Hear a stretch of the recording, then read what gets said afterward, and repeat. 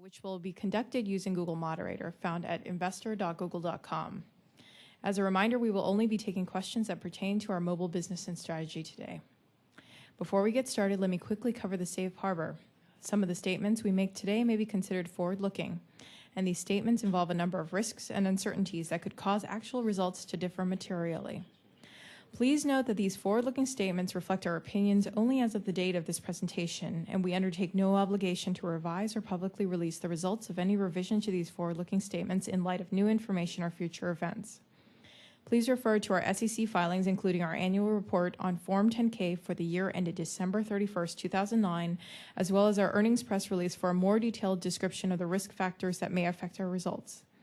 Copies can be obtained from the SEC or by visiting the Investor Relations section of our website. Now I will turn it over to Patrick Pichette. Thank you, Maria. Hello, everybody. My name is Patrick Pichette. I'm Google's Chief Financial Officer. And please welcome to this third in a series of our webcasts. In December, you'll remember, we spoke about our display business. And today, we're going to talk about another really exciting space for Google, which is the mobile business and our investments there. First, we'll hit Vic Gundutra, who's going to talk to us about the space in general and our mobile strategy. And then we'll be joined by Mario Queiroz, who is also tied to the Nexus One launch that you may have heard or Mario in the past. So first, Vic is going to cover the whole mobile, then Mario and Vic and I will be taking your questions. We'll be using Google Moderator, so please don't hesitate to log in your questions. And then one final reminder is Google's in quiet period right now, so please understand that we will not be answering any questions that is outside the topic that is covered today. So please do us a favor, once again, do not ask those questions because you'll see that we can't answer them. Thank you again, and with that, no further ado, I'll let Vic cover the topic for today. Thanks. Welcome, Nick. Thank you, Patrick. And good afternoon, everybody. Nice to have so many join us on today's educational webcast on our mobile strategy. As Patrick mentioned, my name is Vic Gundutra. I'm Vice President of Engineering, responsible for our mobile applications. And today's afternoon's presentation is broken up into three broad areas. First, I'm going to talk about some industry trends. Trends that are really reshaping our industry and ones that we're very excited about at Google. Second, I'm going to talk about what drives our product and engineering philosophy as we deliver services to mobile phones. And I think you'll see that it's pretty unique and exciting. And then finally, we're going to close the presentation off with a focus on mobile advertising and how that changes in our mobile world. Let's begin by talking about industry trends. Now, it should be obvious that each successive computing era has had a greater impact on society than the previous one. And mobile phones are no different. Today, mobile phones and their connected nature lead to a larger impact than all the previous eras. But the reality is you probably already knew that. In fact, you may argue, well, Vic, there have been 1 billion phones that were sold last year. And certainly it's been many years that the run rate of mobile phones has been in the hundreds of millions. What is new? What's different now? Well, that's what this presentation's about. We're going to talk about the real change that has occurred in our industry, and that is the arrival of the mobile internet and why that change occurred. We believe it occurred because of simpler data plans, better browsers, and a new class of smarter devices. Let me talk about each of these specifically. Let's talk about data plans. You know, this emergence of a new class of phone, like the iPhone or the Android phone or the Palm phone, really has changed the dynamics. It's changed the dynamics because those phones come with data plans, simple to understand data plans. This chart gives you a powerful proof point of what happens when you give a consumer a simple to understand data plan. At first glance, this chart may seem counterintuitive to you. That green line represents Metro PCS, a small US carrier with 5 million subscribers, and the chart represents internet usage as measured by proxying via Google. That bottom line is a carrier in the United States with similar Google placement on their phones and 10 times the number of users. But look at the usage. What's the difference between these two? Well, one of the difference, in addition to some different phone models, is that Metro PCS chose to go with a very simple to understand data plan, and that drove usage very, very high. In addition to data plans becoming attached to these new phones and simple data plans that are understandable, the other big sea change has been the inclusion of a new breed of web browser. In our industry, technically, we call these web browsers WebKit-based browsers because it represents the open source engine that powers that browser. But let me put it in simpler terms for you. It's a browser that works. 2 or 3 years ago, I suspect most of you wouldn't have believed that it was possible to visit your favorite website, CNN.com, ESPN.com, on your mobile phone. Your mobile phone was too small. Connectivity rates were too low. The browser didn't work. And yet, what we're seeing in the industry is a rush toward high-fidelity web browsers that are capable of running and rendering full websites. And that is a sea change, and one that's very exciting for Google. The final change is, in fact, that the phones themselves have become incredibly capable. Today, or before I talk about today, if you just recall a few years ago, the smartphone category represented about 2% of the market. It was about a $600 phone at least. And the idea that a $600 smartphone would go mainstream, as recently as 2 years ago, had some doubt. But in fact, that's what's happened. Today, the average soccer mom or soccer dad has a smartphone, a phone that is replacing the feature phone category, and that bodes very well for Google's business. We'll talk about that in a minute. It's not just theories, it's data that really proves this sea change. This chart is, once again, very enlightening. What it highlights is a percentage share of internet usage. Now, I suspect you would believe that without seeing this data, that the phones that had the highest market share would have the highest usage share. That is not true. Phones like the iPhone and Android devices that have powerful WebKit browsers with flat data plans associated with them, in fact, have dramatically higher market usage than their market share numbers would indicate. What does this mean? It means that as all these other vendors come out with more powerful browsers, we should expect similar usage patterns to go up. The mobile internet is happening on mobile phones, and that makes us at Google very excited about the opportunities. In fact, let me talk about what Google has seen in its business. First of all, the simplest measure of our momentum is search traffic. And that search traffic on mobile phones has gone up 5 times in the last 2 years. And as you can see by that chart, it is a trend that is accelerating. It's not just Google search. It's the use of our applications on mobile devices. That middle chart, we chose to highlight one of our popular applications, Google Mobile Maps. Would you believe that we have 50 million active users of that product? And the growth there has been spectacular. And finally, that last chart is also one that's incredibly enlightening. Now, to understand that last chart, you must think about how Google advertised on mobile phones a few years ago. A few years ago, feature phones dominated the landscape, and Google served what was called a WAP ad. A WAP ad is an ad for these feature phones that's designed for the very limited functionality that that phone has. Well, WAP ads have very limited inventory, but the emergence of the smartphone category, the superphone category, meant browsers that were capable of rendering desktop websites and rendering desktop ads. And so we were able to take ads out of our desktop inventory and serve them to these high-end phones, which are increasingly becoming mainstream. And that chart represents the mix shift of our revenue to these high-end phones, a trend that we think is incredibly exciting. All right, that's an overview of the industry and some of the changes. Smartphones going mainstream, data plans being associated with phone, the emergence of WebKit-based browsers across these devices. Let's now shift and talk about Google's applications. Now, when you look at Google's applications for mobile phones, one thing becomes immediately clear. Google has bet big on mobile. If you take your phone and go to m.google.com, you get a list of just some of the apps, the services that we have. And it seems that across the company, whether it be Gmail or YouTube or blogger services or reader services, they have versions that we've delivered for mobile phones, particularly those mobile phones that are capable of these services. But I want to highlight that it is not our strategy to take our desktop products and simply create mini versions of those products for the mobile phone. We believe that would be a mistake. The mobile phone is different, and it offers us a new opportunity to rethink our applications or deliver new kinds of applications. How is it different?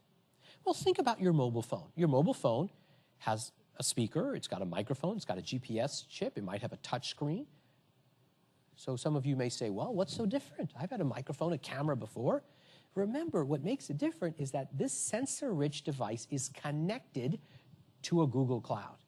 And that connected nature transforms these humble elements, turns a speaker into something that can understand human voice. It turns a camera into potentially something we can apply computer vision against and become a digital eye. It turns a GPS chip into something that we can apply very amazing location magic to. Now, I could talk about this for half an hour, but let me just show you some demonstrations. These demonstrations are designed to show you what happens when you combine a sensor-rich device with the connected nature to a powerful set of computing resources in the cloud, okay? Let's switch over to demos. Now, the first demonstration I'm going to give to you is our voice search product. This is a product where you speak into your phone, and our systems transcribe that back into text. Now, some of you are going to say, well, voice recognition has been with us for 20, 30 years, and that's been true. But if you think about the voice dictation or recognition systems you may have had on your personal computer, remember the engine that did the recognition lived on your PC. What I'm about to show you is different. We take your voice, we compress it, we send it to the Google Cloud via the connected nature of the device, and then not one device, but maybe hundreds or thousands of computers in our cloud process that and deliver the result back, which leads to higher accuracy. It leads to things that were not possible before. Today, we've delivered English, Mandarin Chinese, Japanese, and this month, we'll also deliver German. It's nothing short of our goal, then, to deliver support for all the major languages of the world. But seeing is believing. Let me give you an example of this. Now, I have a microphone on, so the reverb may cause some issues, but let's try it. Let's try a query that I would probably never type into a phone because it's too long. Pictures of Barack Obama with the French president at the G8 summit. Clearly a query that probably wouldn't type in. That took about a second. It completely nailed the query and brought the Google search results back. Now, that's magical. And if you haven't tried that, I encourage you to try that on the iPhone, on the Android devices, and you get an idea of really the power there. Now, that was voice recognition working within Google Search. We want to enable that everywhere. In fact, we delivered a feature in the latest versions of Android called Voice Everywhere. And here's what it means. It means that anywhere on the phone where you can use a keyboard, you can instead choose to use voice recognition. Let me show you. You're looking at the text messaging capability in Android, and note there's a keyboard, but look at the bottom of the keyboard next to the space bar. You see that new button we just added? That enables you to input via voice. Let me try this. I'm going to be late. Go ahead and start dinner without me.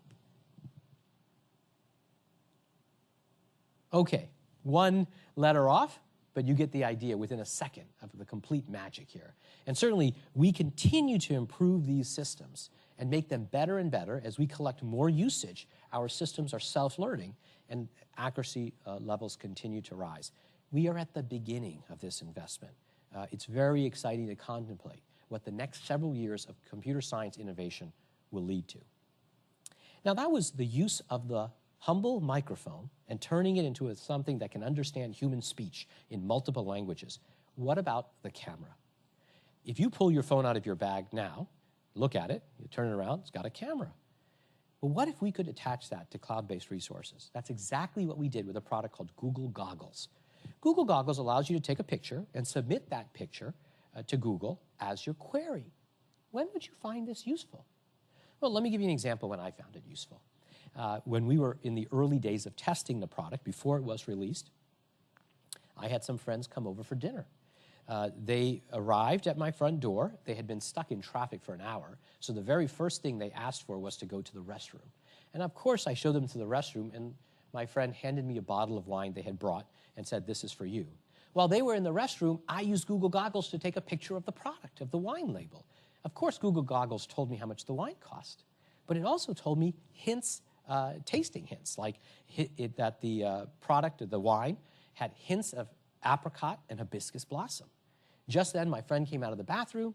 I put my yet unreleased Google product away, and she made me pour the wine. It was her favorite wine. She said, "Vic, what do you think?" And I said, it's got hints of apricot and hibiscus blossom.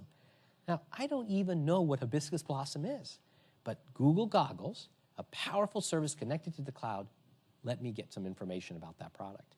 Now, some of you may be saying, well, I'm not going to take a picture of a wine bottle. Let me give you another example.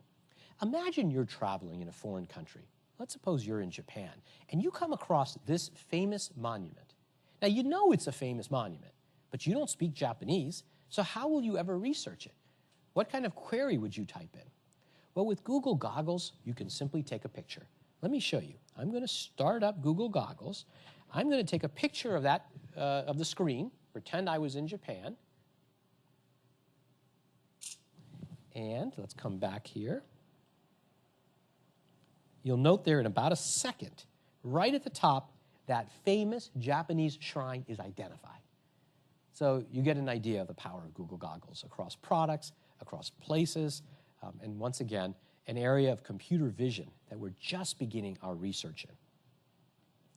Now, another capability that is unique to the mobile device largely is its use of a GPS chip. Not only do we use the GPS chip, but we can use cell tower information, other techniques to really help identify the location of a device with the user's consent and permission. That enables all sorts of new scenarios. Let me give you an example of one. Let me switch over here to the iPhone for a moment. And you'll note this is the new google.com homepage on your iPhone, meaning just go into the browser and type in www.google.com. And there's a subtle new feature you may not have noticed. That blue dot says that I'm in Mountain View. Now, in this case, for the purposes of this demonstration, we have hard-coded the location to be that on Castro Street in Mountain View. But if you do this on your iPhone now, you'll likely see it show the city that you're in. Not only do we show the city that you're in, but we also show you what's near you now. Watch what happens when I click this button, this Near Me Now. Boom, it shows you right there that you're probably standing in front of this restaurant. And not only can you see what you're standing in front of, but everything that happens to be nearby you. Now take a look at this. There's a restaurant right there. Maybe you want to know something about that restaurant. If I select that, it'll take me to a mobile optimized place page that tells me everything I want to know about that restaurant. Isn't that fantastic? And no typing. Literally, I just said, near me now, clicked on it, found out what my own eyes were seeing. I was able to have Google help me find more information about them. Okay, let's move on to one other demonstration of a feature that we just launched on Wednesday of last week. So this is truly hot off the presses. This is use of location to help a consumer with a product search. In this case, I've done a product search for a Nikon D90. And we use your location right there to say that you're in Mountain View. But what we introduced on Wednesday of last week was something right here. You see that blue dot right there that says in stock nearby? When I select that blue dot, I'll see where that Nikon D90 is available based on my existing location. So you can see here, for example, that Best Buy has that product in stock and it's only 5.7 miles away from me. We think consumers will absolutely love this. We think advertisers will love this. And of course, it's a great way to make Google search even more valuable. Finally, let me show you the use of location and voice in a connected turn-by-turn navigation product. Now, some of you will likely say, I know turn-by-turn navigation. I have it in my car. What's different about Google's approach? Well, what's different about Google's approach is that we optimize for a connected device. Did you realize that of all the navigation systems out in the world, only a few small percentage of them are connected? So I'm going to show you a demonstration, but I'm going to show you 6 features that could only be delivered because we are a connected turn-by-turn navigation product. Let's begin by starting up our Maps product, and I'm going to navigate to a hotel in San Francisco, the Hilton. Now, I suspect that, like myself, many of you have to write down the address of where you're going before you get in the car. Or maybe you text message it so it's on your phone, email it to yourself, so when you're in the car, you have the address. Guess what? You don't need to know the address in the Google product because we use the cloud to disambiguate location. Let me show you. I'm simply going to tell the product to take me to the San Francisco Hilton. So I'll type in SF Hilton, no address, and Google will figure it out. It'll say, did you mean any of these Hiltons? And yes, the Hilton right at the top of the financial district is the one I wanted to go to, and off we go. That's feature number one, because it's connected. Feature number two that we can deliver because it's connected is one of my favorite. Keep your eyes at the bottom of the screen. You see there that green icon at 48 minutes? If I touch that button, I'll get an overview of my entire route with traffic that's updated every few moments. Now, I know how to get from my home to Google every day, but I use this feature because I can see updated traffic along the entire route for free. It's a fantastic feature because we're connected to the cloud. Another feature is our use of satellite maps. Satellite maps are very popular on desktop. But imagine how popular, how useful they are in a turn-by-turn navigation product, where I'm able to get context. I can see, the location is around this building or around the school. And we've seen consumers react very, very positively to this ability to have satellite views in the turn-by-turn product. Okay, let me move on to another feature that can only be delivered because we're connected. How about search? Now, you may have a product in your car that allows you to search for ATMs or gas stations. But what about if you want to search for Olive Garden? What if you want to search for your favorite restaurant or a business? Then what? Well, because we're connected, we can search on anything that Google knows about. In this case, I'm also going to show you search plus the ability to search along the route. So let me do a search. I'll do a search for something pretty benign. Actually, not Starbucks. I could search for Starbucks, but in this case, I want to search for burgers. Okay? And what's amazing here, if I zoom out, you'll really see the capability here, is that what Google is doing is Google is giving me all the burger places along the route I'm traveling. So I can select, there's McDonald's, there's another McDonald's, I can call the McDonald's if I wanted to. In this case, let's try another one. There's a Burger King, there's another McDonald's, there's a Rave Burger, there's I guess a generic burger joint, and there's an In-N-Out Burger. So just a powerful example of search associated with the route that you're going on across anything that you want to do. Now, finally, let me talk about another thing that we provide because it's connected. Think about your navigation product today. When you get to your destination, what does your navigation product say? Mine says your destination is ahead 200 yards. My wife's is a little bit better. Hers tells that it's 200 yards ahead on the left, but that's about it. Now, wouldn't it be great if Google could take its Street View imagery and show you a picture of where you need to go? Well, we do all that and more. We'll show you a picture, not only your destination, but of every turn. All you have to do is double tap on the screen. We'll show you your next turn, show you a picture of exactly what that turn looks like, and in fact, give you the ability to interact with Street View so you can get a real sense of where you're going and where the key turns are. Isn't that fantastic? Now, one last feature. We realized that this application, while incredibly useful, was often difficult to use when it was an arm's length away on your dash. And so when the Android device detects that it has been put into a dock on a dash, we changed the user interface to be one that was friendly of an arm's length interaction. All the buttons become bigger, very easy to use. Now, let me put all of this together. Turn-by-turn navigation with disambiguation of address, with the inclusion of voice, with this new UI. Suppose I want to go to the museum that has the King Tut exhibit in San Francisco. I don't know the address. I don't even remember the name of the museum. Watch this. Navigate to the museum in San Francisco with the King Tut exhibit. Absolutely nailed the voice recognition in under a second. And then Google disambiguates the address. It's the D. Young Museum, right at the top, absolutely perfect, and I'm on my way. Okay? So that concludes the demonstrations. Let's go back to the slides.